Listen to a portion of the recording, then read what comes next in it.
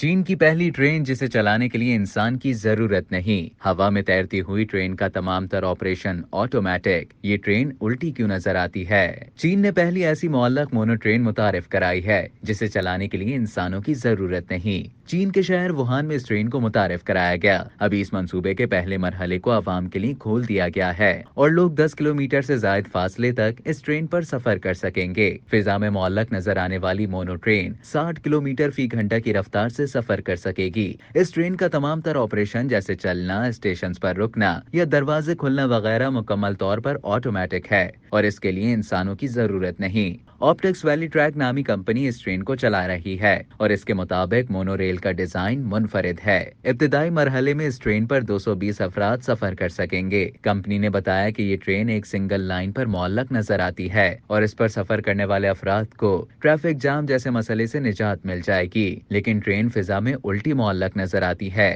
اور اس میں سفر کرنے والے افراد ووہان شہر کا منفرد نظارہ کر سکتے ہیں۔ فضا میں معلق ہونے کی وجہ سے اسے اسکائی ٹرین بھی کہا جاتا ہے۔ یہ ٹرین مقناطیسی نظام کے تحت سفر کرے گی، یعنی ٹرین پٹری کے مقناطیسی نظام پر ہوا میں معلق ہو کر چلتی ہے۔ ٹرین کے لیے طاقتور مقناطیس استعمال کیے گئے ہیں جو مسلسل اتنی طاقت فراہم کرتے ہیں جس سے یہ ٹرین ہوا میں تیرتی ہوئی محسوس ہوتی ہے۔ اب تک کے لیے اتنا ہی۔ مزید خبروں اور نیوز اپڈیٹس کے لیے ڈیلی جنگ کے یوٹیوب چینل کو سبسکرائب کریں اور فیس بک کے پیج کو لائک کرنا نہ بھولیں۔